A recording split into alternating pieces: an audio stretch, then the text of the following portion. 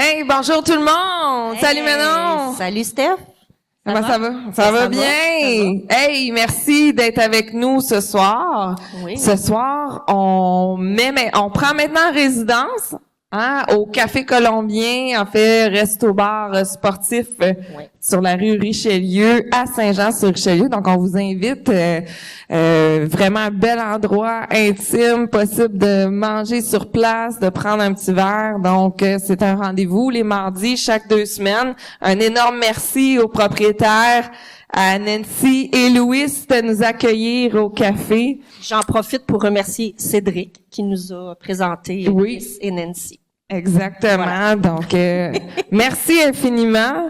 On va commencer comme on fait d'habitude, notre petit avertissement. Je vais y aller cette fois-ci. Je mets mes lunettes. Donc, ce soir, comme toujours, petit avertissement avant de commencer. Donc, les opinions exprimées et informations partagées dans ce podcast sont les nôtres, ainsi que celles de nos invités, et ne reflètent pas celles de nos employeurs ou partenaires autres. Si vous avez des questions concernant votre état de santé, nous vous invitons à consulter un professionnel de la santé. Les informations et les opinions partagées dans ce podcast ne remplacent en aucun cas un avis médical et ou professionnel. L'équipe du podcast et ses invités ne peuvent être tenus responsables de l'usage des informations présentées. Certains sujets abordés peuvent être sensibles, alors nous vous encourageons à écouter avec discernement. Bonne écoute à tous. Donc, on rappelle le podcast, Unique Podcast. Qu'est-ce que c'est, ma chère Manon? La question. L'Unique Podcast, c'est un espace pour partager avec des gens uniques, des histoires différentes, des histoires qui inspirent, des histoires qui touchent. C'est de connaître l'humain à travers ses épreuves, à travers ses victoires, c'est de se dépasser aussi dans ce qu'on veut partager. Donc, l'Unique Podcast, c'est une expérience unique. Donc, on vous invite à venir nous voir en direct, mais aussi de regarder nos enregistrements qui sont présentés aux 2 semaines. Oui, en direct, vous avez le privilège d'avoir une période de questions, de partager avec nous par la suite. Donc, ça vaut la peine. C'est un moment de rassemblement aussi, tout le monde ensemble. Donc, ce soir, nous allons aborder le sujet des familles d'accueil, de la DPJ et de l'adoption.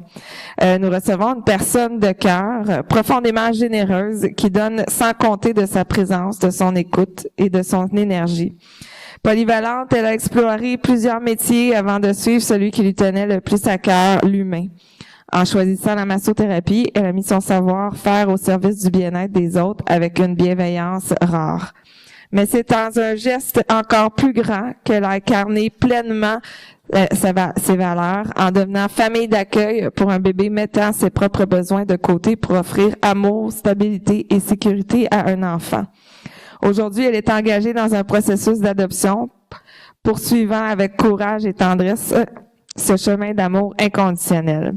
À l'aide de notre invité, nous allons explorer toutes les démarches nécessaires à un tel processus et découvrir comment faire une différence dans la vie d'un enfant de la DPJ. Nous voulons aussi, avec ce partage, permettre les échanges qui pourront aider et outiller ceux qui vivent une situation similaire ou aimeraient peut-être explorer cette option de vue. Donc, nous avons le plaisir d'accueillir aujourd'hui Madame Caroline Labelle. Bienvenue, Caroline. Merci.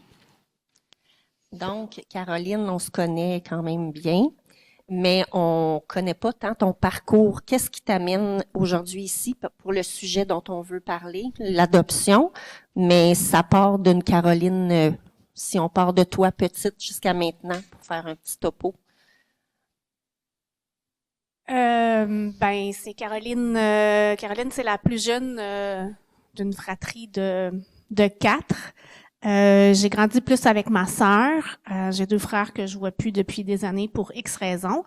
Puis ma sœur était là beaucoup, très présente pour moi.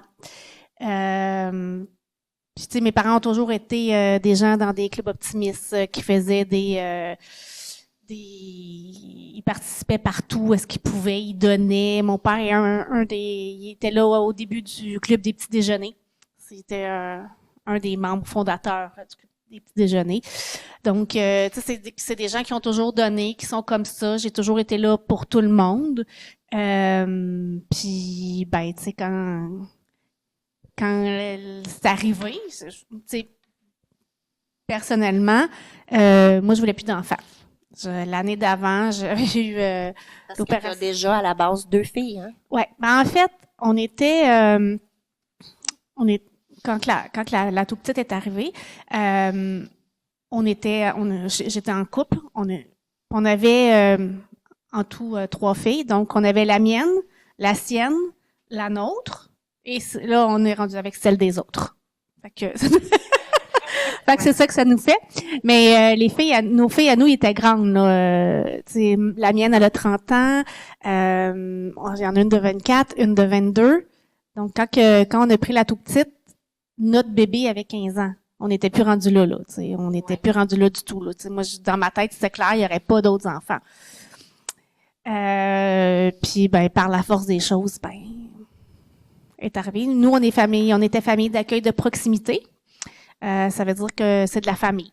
Sinon, je pense pas que j'ai rembarqué dans ce processus-là parce que c'est un processus qui est quand même long et laborieux. Mais c'est ça.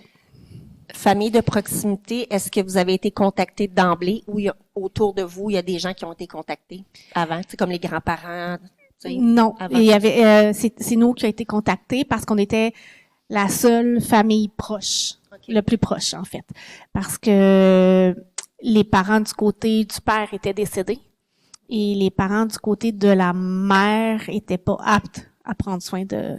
Ben, ils sont plus dans sa vie, je pense, ou je sais pas là, je connais pas ce côté-là de l'histoire, mais c'est nous qui avons été approchés. Donc c'est ça.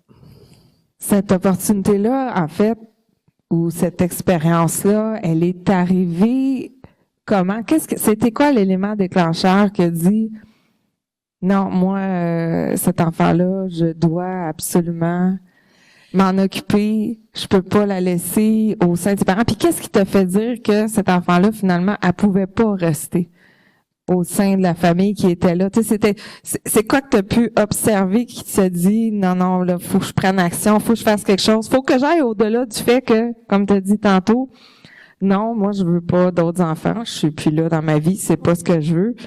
Et là, il y a sûrement un élément déclencheur qui a fait, c'est moi qui va s'en occuper. Ce qu'il faut savoir, c'est que le géniteur de la toute petite, il a habité beaucoup chez nous. J'ai été longtemps sur mon divan, là. Donc, on le prenait en charge. Je disais toujours, c'est mon plus vieux. Je disais toujours ça.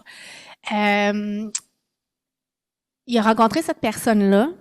Ça s'est fait rapidement, là. Ils se sont rencontrés à la mi-septembre, début octobre. Il habitait là. Décembre, était enceinte. Il y avait des enjeux de santé mentale et de drogue dans tout ça. Puis on s'en sort comme on peut dans la vie, là. Puis bon, ça fonctionne pas toujours. Donc, quand moi j'ai su qu'elle était enceinte, j'ai fait la promesse à ce bébé-là que j'allais être la personne équilibrée dans sa vie. Mais j'aurais jamais pensé que je deviendrais sa mère un jour, tu sais. Puis même pendant la grossesse, des fois on en parlait, puis là je disais, hey, s'il arrive de quoi, là, moi je veux pas la prendre, tu sais, mais évidemment, j'ai assisté à l'accouchement. Puis ben, c'est ça. Je tombais en amour. J'allais la chercher régulièrement. Quand il y avait des conflits à la maison, le papa devait la prendre et l'amener chez moi pour se calmer. C'était l'entente qu'il y avait avec la DPJ. Au départ, la DPJ nous ont dit on la sortira probablement jamais parce qu'elle a le minimum. Le minimum, c'est elle a un toit, elle est nourrie, elle est changée. Il s'en occupait quand même. Il n'était pas laissé à l'abandon.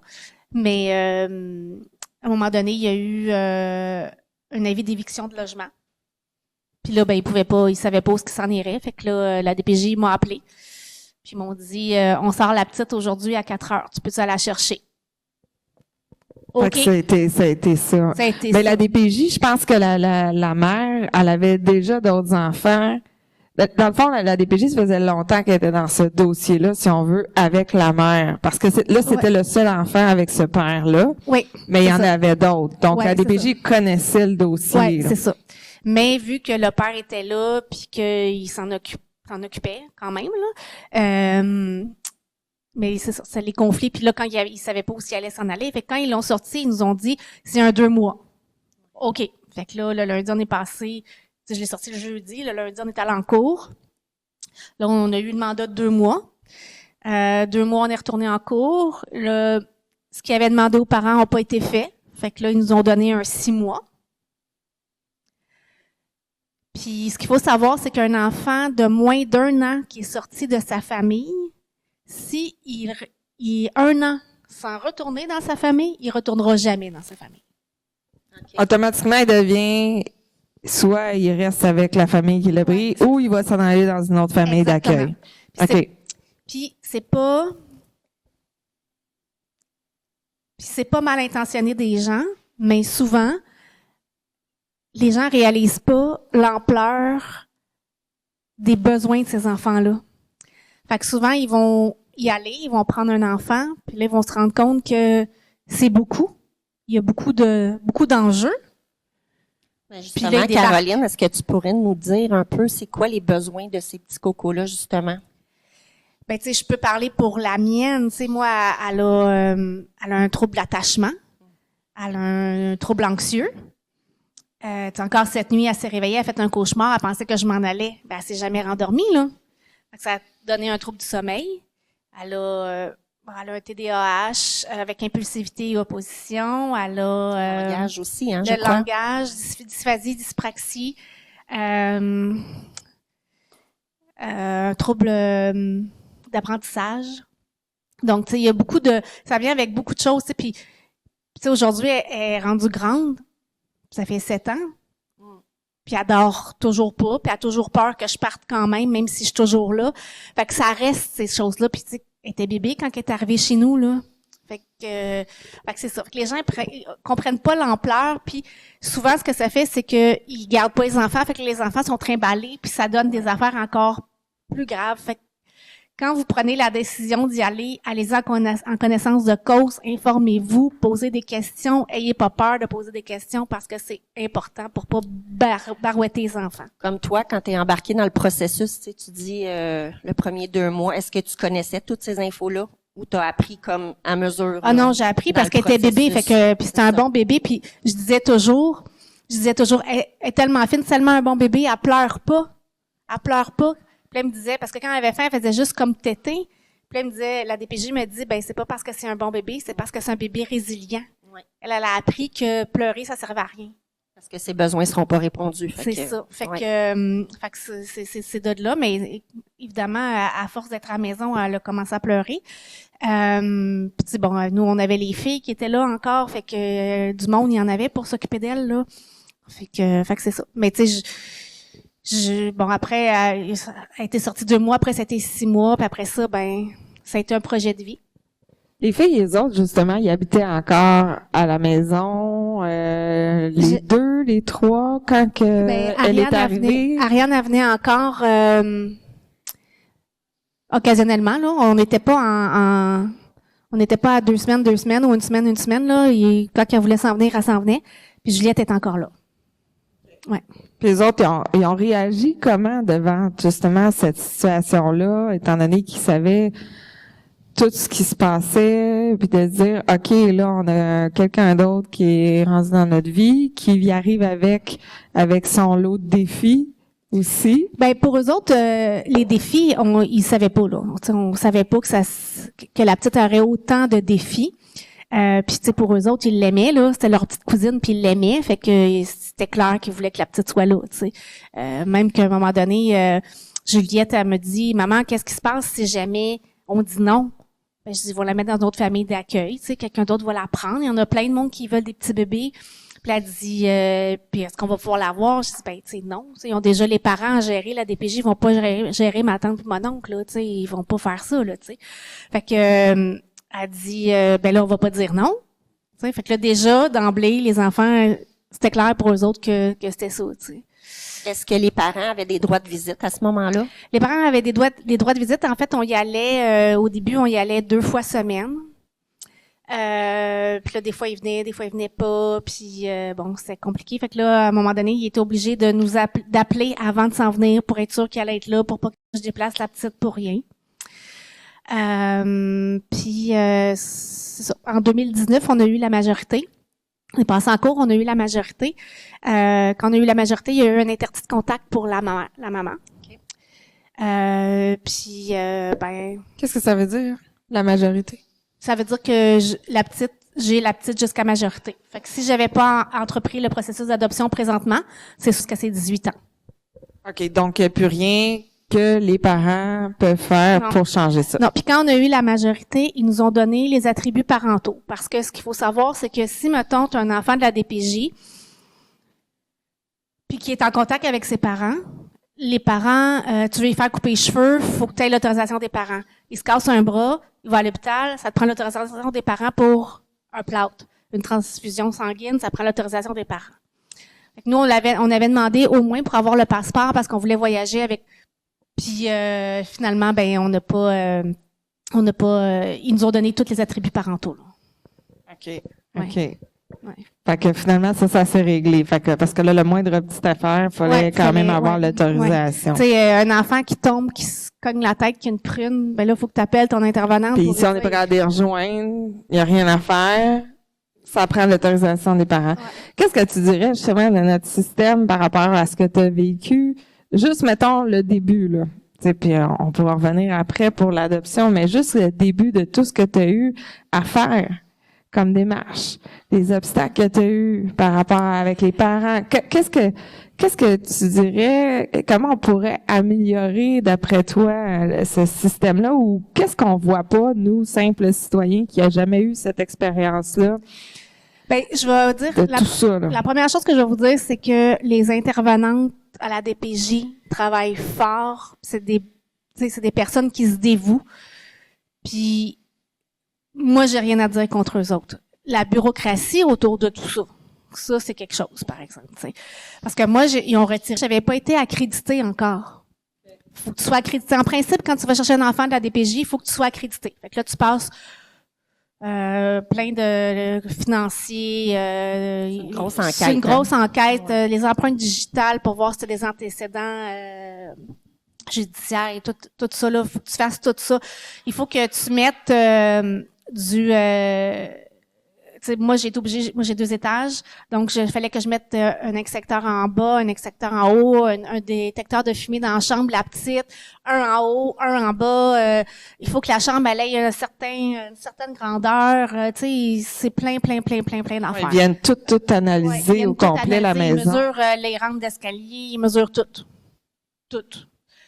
Il donne-tu, il donne-tu une raison à ça, justement, mettons, pour les rampes d'escalier? Tu sais, le parent simple, là, chez eux, là, qui, normalement, vont-tu aller mesurer vraiment, tu sais, leur rampe d'escalier, mettons? Ben, eux autres le font parce que c'est pour qu'elle soit aux normes puis qu'elle soit sécuritaire. Parce que, tu sais, n'importe qui peut faire une rampe d'escalier puis elle est pas assez haute puis là, l'enfant passe par-dessus. C'est une question de sécurité. L'enfant doit avoir une chambre à lui toute seule. Tu peux pas dire, je vais prendre un enfant puis je vais le mettre dans la chambre de ma fille. Faut qu'il y ait une chambre à lui toute seule. Donc, fait que c'est ça, on a tout fait ça, c'est tout. Mais tu sais, on n'a pas été accrédité, on a sorti. Là, après ça, on a été accrédité, bien longtemps après. Tu sais, on l'a sorti en novembre 2017, puis on a été accrédité en juillet 2018. Fait que c'était très long, il y a beaucoup de bureaucratie, de grattage de bobos niaiseux, là. C'est ça, c'est laborieux, en fait, là, comme démarche. Ça demande du temps. Avec 2 parents qui travaillent, admettons, qui ont une vie quand même chargée, qui ont peut-être d'autres enfants. C'est tout ce qui est justement la bureaucratie autour de ça. Puis je m'excuse de revenir sur le truc d'escalier puis de tout ça, mais c'est qu'en même temps, des parents, des fois, qui sont très bien en équilibre, qui vont très bien, mais ça se pourrait qu'il y ait une chambre à offrir qui soit partagée avec une autre personne, mais que ces enfants-là vont être vraiment bien, puis l'autre qui va avoir une chambre à lui donner, mais on s'entend que ce sera peut-être pas le meilleur. Il y a des choses, des fois, que... Il y a une famille qui avait passé tout le processus, tout était correct, mais la chambre était pas aux normes, il manquait un pied carré, puis à cause de ça, ils ont pas eu, mais tu sais, l'enfant qui aurait été là, il aurait eu tout l'amour qu'il avait besoin, même si sa chambre est petite, tu sais. Fait que c'est-tu vraiment... Fait que dans le fond, c'est des choses comme ça, toi, tu dis, par expérience, ça n'a pas lieu d'être. Non, mais tu sais, en même temps, probablement que ailleurs, ça a été important, tu sais. Fait que c'est peut-être, tu sais, les lois, là, ou les avertissements, ces tasses de café chez Tim Hortons, là, ben, c'est parce qu'il y a quelqu'un qui s'est dit que c'était trop chaud. Ben, tu sais, souvent, on est pogné avec des affaires de même pour du niaisage que d'autres mondes ont fait, ou qu'ils n'ont pas respecté, tu sais. Ouais. Fait que c'est souvent ça. Puis, tu sais, des fois, tu te dis c'est extrême, mais tu vois pas tout ce qu'eux autres, ils ont vu non plus. Ah, c'est clair qu'il y a certainement des endroits où est-ce que cette règle-là elle a besoin d'être appliquée. Mais je pense que, comme tu dis, l'amour des parents, ce que les gens sont capables d'offrir, est-ce que j'ai deux personnes sur qui je pense que je peux confier cet enfant-là et qui vont bien en prendre soin au-delà du matériel des fois. Tu sais, moi, je pense que c'est ça, des fois qu'il faut peut-être une évaluation peut-être un peu plus psychométrique. Je sais pas, ils en font-tu? Ils en font aussi, ils te demandent où est-ce que t'es, tu sais, puis ils te font remplir un bilan médical signé par un médecin, des trucs comme ça. Là, tu sais, ils font le tour. Mais, tu sais, bon, je pense que... Tu sais, il faut faire attention parce que, tu sais, ils demandent si les parents, tu sais, s'il y a des problèmes de santé mentale ou, tu sais, des trucs comme ça. Aussi, tu prends des antidépresseurs, tu sais, 98% de la population prend des antidépresseurs. Fait que, tu sais, ça fait pas de toi une mauvaise personne. Exactement. Puis, tu sais, en même temps, tu te dis la personne, tu sais, qui va juger ses propres perceptions. Puis ça sera sûrement un sujet à un moment donné qu'on va qu'on va aborder, qui est la carte du monde de chacun. Elle est différente pour tout le monde. Oui. Même les intervenants. Exact. Ben, c'est ça.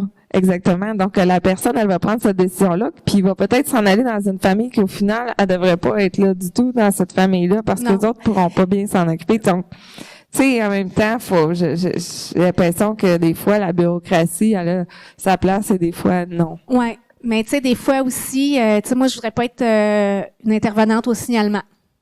Non. Parce que c'est ton jugement, mais si tu l'échappes, puis ça peut être dangereux, tu sais. Ouais. Mais, tu sais, ce qui sort dans les médias, c'est pas nécessairement ce qui a été dit au téléphone à la personne qui a pris l'appel aussi, tu sais. Fait que, tu sais, il faut voir tout ça aussi. On n'a pas toute l'histoire tout le temps, puis tu sais, c'est sûr que les médias, c'est de la sensation, là. Fait que, puis c'est terrible, là. Il y a des affaires terribles qui arrivent à ces enfants-là, là, souvent, là.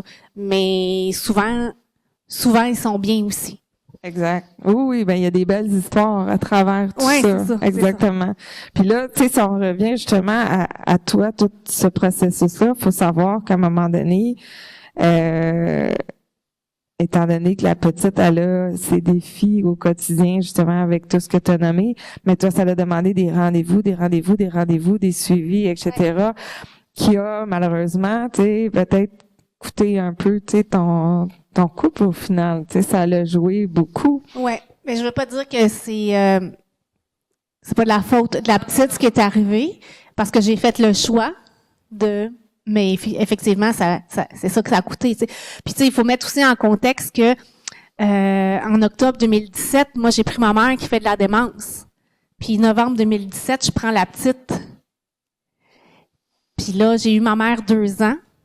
Puis en septembre 2019, ma mère rentre à l'hôpital. Puis là, j'ai pris la décision de pas la ramener parce que c'était trop avec les deux.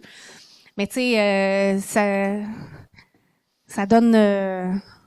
ça a un gros impact sur le couple, tu sais. Oui.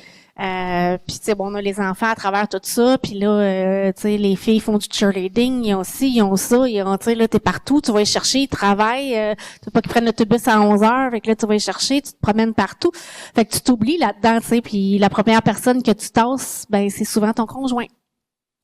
Fait que puis tu sais, on est peut-être que c'est ça, puis peut-être qu'il y avait autre chose, il y avait pas juste ça, là.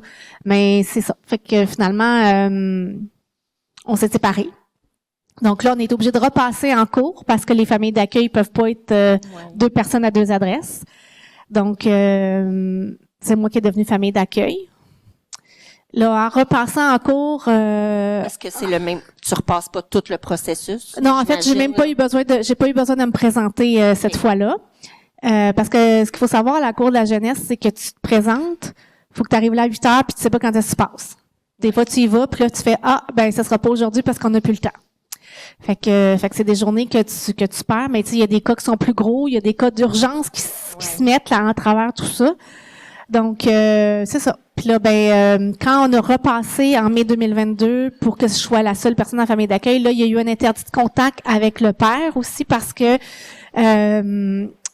ça faisait longtemps qu'il l'avait pas vu. Là, la dernière fois qu'il l'avait vu, c'était en juillet 2019. Fait que vu qu'il n'y avait pas de nouvelles, puis qu'ils voyaient pas la petite, ben là, ils ont mis l'interdit de contact. Fait que c'est comme ça que ça s'est passé. Moi, j'ai une question. À travers tout ça, est-ce que tu as eu des moments de doute, d'hésitation, de dire, est-ce que je continue l'aventure ou pas? Surtout quand que ça tombe à majorité, parce que là, tu te dis, OK, c'est un gros contrat, là. Ouais. Il y a eu un moment donné où c'était pas facile, puis mon ex-conjoint m'a dit, dis-moi que tu regrettes pas, tu sais, parce que c'était comme, j'ai dit, il y a des matins que je me demande dans quoi j'ai mis les pieds, mais puis probablement que ça a été une des raisons pourquoi il est parti aussi avec le temps. Mais demande-moi pas de choisir entre elle ou toi parce que c'est elle que je vais choisir. Ça sera pas abandonné une deuxième fois, tu sais. Puis c'est resté comme ça, puis on a continué notre petit bonhomme de chemin, puis ça a fait, là, tu sais. Puis il y a un autre moment donné où je me suis dit, écoute, là, on voit une pédopsychiatre, on voit un spécialiste du sommeil, on voit un psychoéducateur spécialisé en anxiété, on voit un orthophoniste, tu sais, du monde, on en voit, on essaye de mettre toutes les chances de notre bord pour que ça aille bien.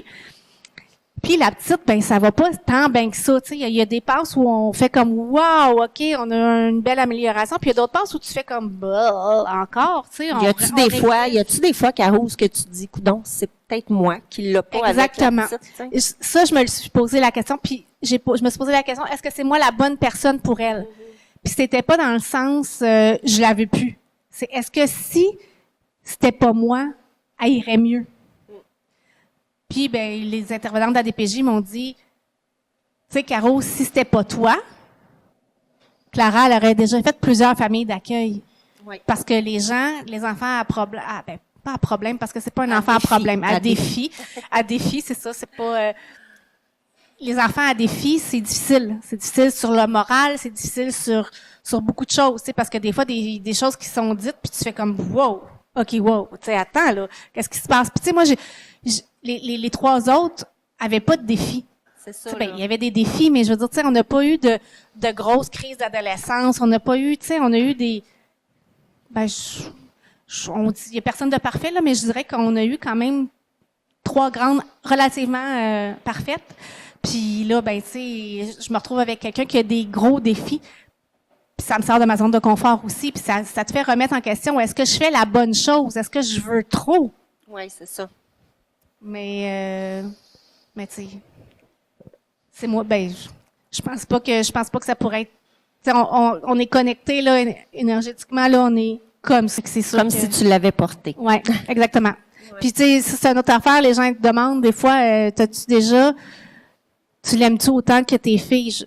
Oui, je l'ai pas porté, mais je l'aime aussi fort, tu sais. Puis aujourd'hui, dis-moi qu'elle s'en va demain, puis je t'anéantis, là. Mm-hmm. Tu sais, malgré tous les défis, tu sais. Est-ce que tu dirais que tu as toujours été comme ça? Tu sais, quand je suis accueillie tantôt, j'ai parlé de ton grand cœur, de ta générosité, parce que la personne que je connais, Caroline, fait ça depuis longtemps. Et je repense à la belle-mère à l'époque, ouais. Où est-ce qu'elle a toujours été là, finalement. Ouais. D'où ça vient, tu penses, ce fait de justement d'apporter l'aide à l'autrui comme ça, dans différentes situations?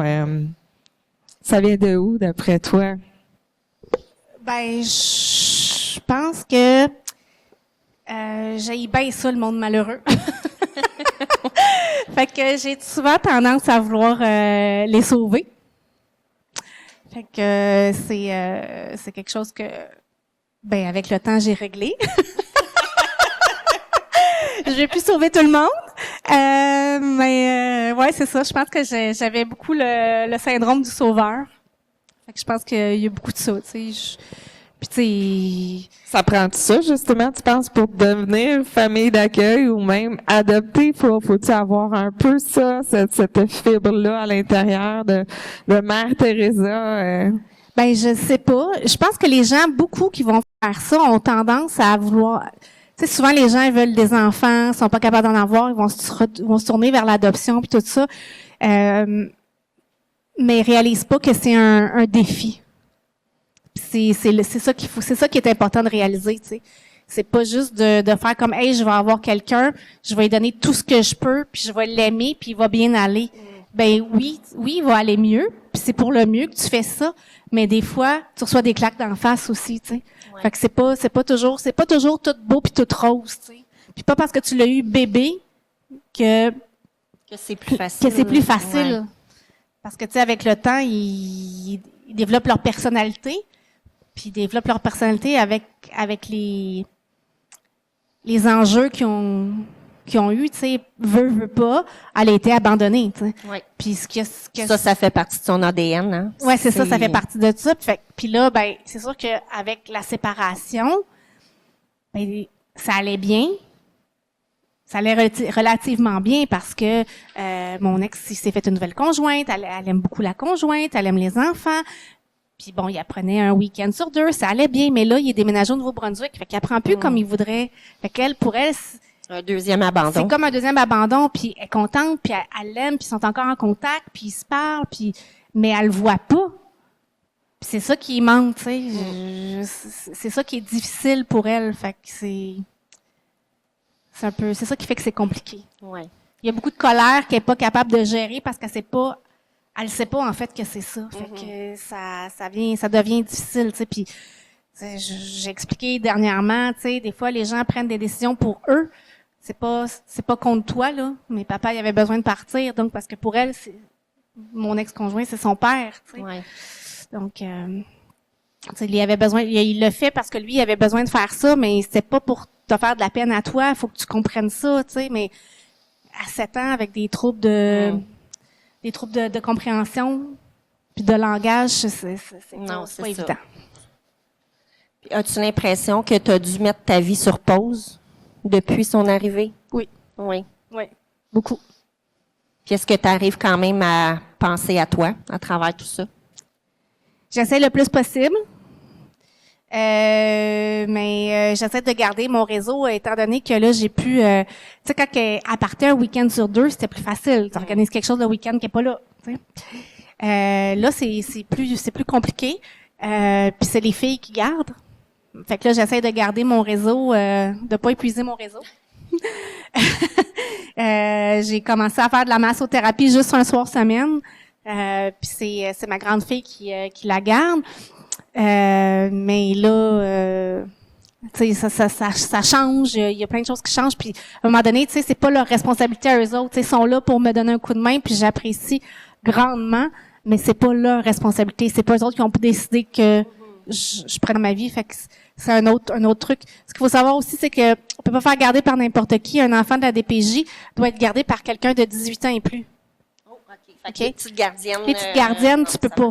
Ça marche pas. Puis mettons que quand je suis redevenue famille d'accueil toute seule, puis allais chez mon ex-conjoint, si lui elle faisait garder, il fallait que ce soit quelqu'un de 18 ans ou plus, parce que s'il arrivait quelque chose pendant qu'elle était chez lui avec une gardienne de moins de 18 ans, c'est moi qui est responsable quand même, tu sais.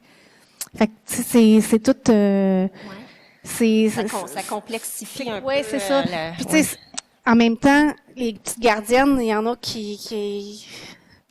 qui ont plus le tour avec les enfants à 15 ans que quelqu'un qui a 20 ans. Ouais, exactement. Ça. Mais là, ça, tu dis justement, quand que des familles d'accueil, il y a ces règles-là qui s'appliquent. Mais là, en ce moment, tu es en processus d'adoption. Est-ce que ces règles-là s'appliqueraient quand même? Qu'est-ce qui change, en fait, de dire pourquoi aujourd'hui je décide d'adopter versus je reste famille d'accueil? C'est quoi les différences? Ben, en fait, moi, je le fais pour normaliser sa vie. Parce qu'il faut savoir que dans un dossier de DPJ, tu as deux travailleuses sociales. Il y en a une qui est aux installations, puis une à l'application des mesures. Celle qui est à l'application des mesures, c'est la travailleuse sociale de la petite. Donc, elle vient une fois par mois. Faut qu'elle voie. Donc, c'est ça. Fait que là, il faut qu'elle la voie. Donc là, étant donné qu'elle a des difficultés d'école, on s'organise pour que ça soit après l'école, pas y faire manquer l'école. Mais il y a elle qui vient. Moi, j'ai l'autre travailleuse sociale qui vient me voir aussi. Puis fait que c'est des rendez-vous.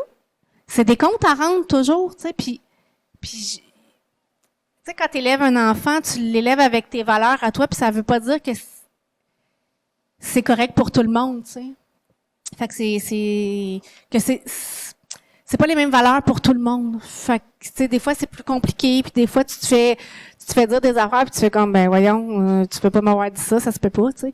Mais Parce qu'il faut que tu justifies tout ce que tu fais finalement avec l'enfant, parce que eux, ils donnent une rémunération aussi. Je pense quand t'es famille d'accueil versus adoption, c'est différent. C'est quoi les différences? En fait, quand tu adoptes, il y a 3 ans que tu continues la rémunération. Mon Dieu, ça a été difficile, ça.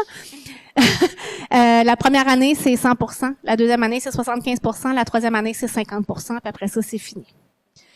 Ce qui est quand même très bien, là. Je juge pas ça du tout. Mais tu sais, il y a quand même, tu sais, il y a beaucoup de choses. Toutes les années, il y a la classification qui se fait. Ben la classification, on repasse au travers toute une panoplie de trucs. Ça dure 1 heure. On coche des cases. Oui, ça, on le fait encore. Ça, on le fait plus. Ça, on le fait selon les besoins de l'enfant. Après ça, toutes les années, ils reviennent. Ils font le tour de la maison pour les détecteurs de fumée, les extincteurs. Ils remesurent les rampes d'escalier, ils remesurent la chambre, tu sais, il y a... Tandis qu'avec l'adoption, c'est fini, c'est terminé. Quand l'adoption va être faite, j'ai plus de travail social, là. C'est fini, là. Il n'y a plus de mesure, il n'y a plus de classification, il n'y a plus rien de tout ça, là, dans le fond. Rien de tout ça. Ouais, la DPJ se retire une fois que l'enfant est adopté officiellement. Oui. OK. OK, puis donc là, tu y vas avec tes valeurs, avec la façon dont tu vas éduquer ton enfant sans avoir à rendre de compte. À rendre de compte à qui que ce soit. Tu as hâte à cette étape. Oui. Oui, puis comme je dis, c'est de normaliser la vie, là, puis de... Tu sais, puis là, je suis en processus d'adoption, puis le processus d'adoption, tu repasses... Vu que c'est une famille d'accueil de proximité pour moi, je repasse tout le même processus du début. Fait que là, j'ai rempli le dossier médical, j'ai rempli j'ai tout rempli les trucs, là. Fait que là, j'ai tout envoyé ça, j'ai repassé mes empreintes digitales, j'ai tout refait tout ça. Si au bout de ça, ils font comme ah ouais, à cause de ça, on préférerait pas que tu l'adoptes, mais je la garde quand même jusqu'à majorité. Ah, parce qu'ils ont le droit? Ils ont le droit de dire non. Ils ont le droit de dire non. Non, ils ont le droit de dire non. Mettons que financièrement, ils pensent que c'est mieux que je reste à famille d'accueil, ben parce que... Mais ça fait 7 ans. Ça fait un coup que la chambre a rapetissé, hein, au fil des années. Ça fait 7 ans que tu t'occupes de l'enfant qui va quand même bien. Oui, puis je vais la garder. Mais c'est parce qu'ils veulent garder un contrôle d'une certaine façon. Oui. S'ils disent non, c'est un peu ça. Oui. Mais, ouais, c'est ça. Puis tu sais, s'ils disent non, ils me l'enlèvent pas. Oui, je comprends. C'est juste qu'ils veulent encore être intrusifs, en fait, dans ta façon de... Moi, là, où je bug, c'est si je suis apte à la garder jusqu'à 18 ans, arrêtez de niaiser. Exact. Exactement. Mais bon, c'est pas comme ça.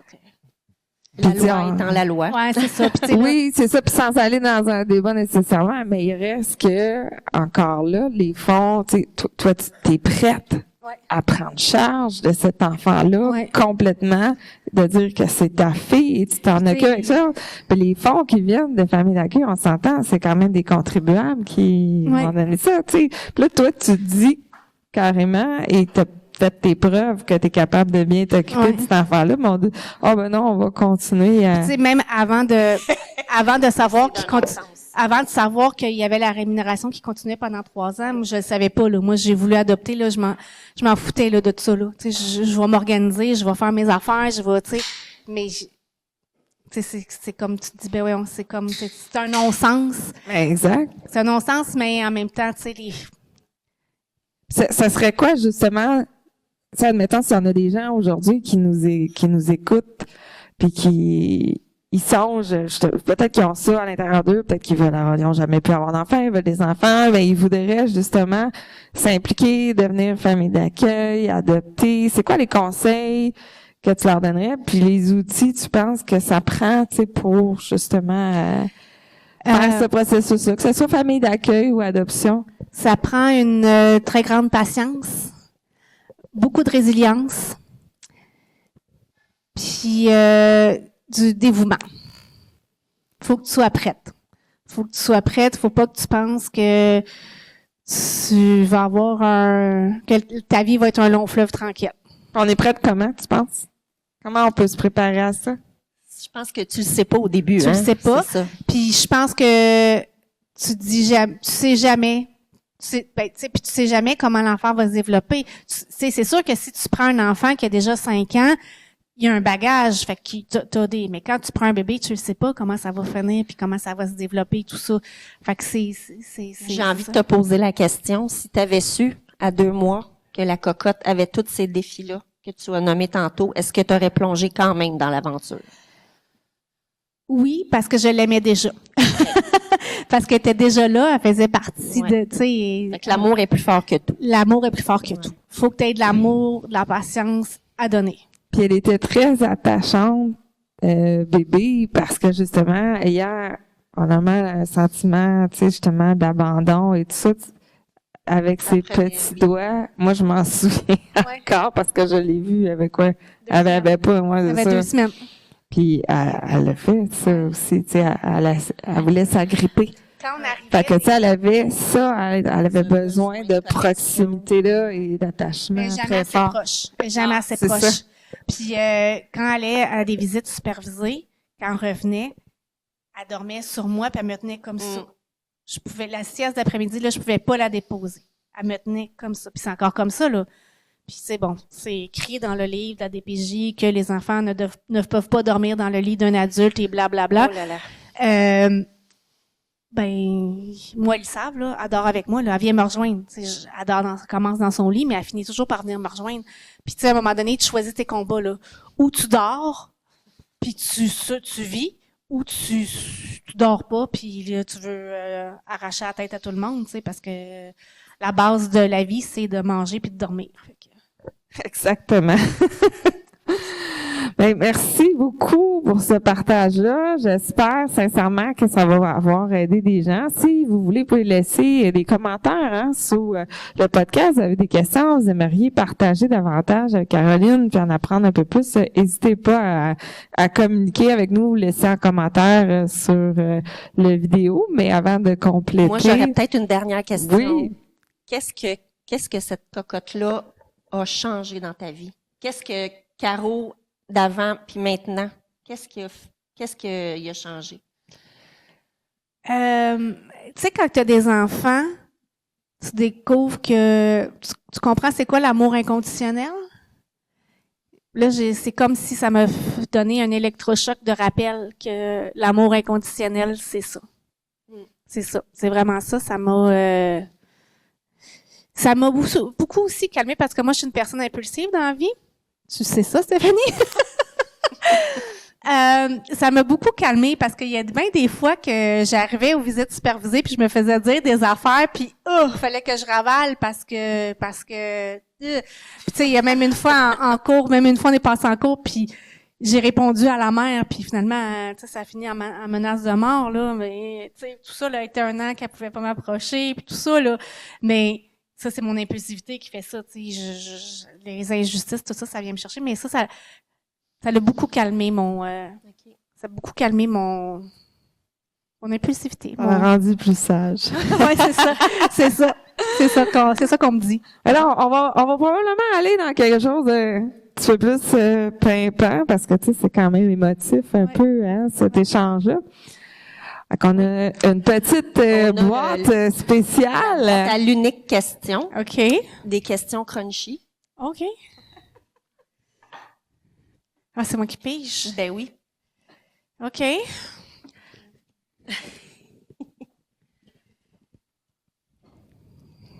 Si tu inventais une application qui note tes performances au lit, comme Uber, quelle serait ta moyenne selon toi?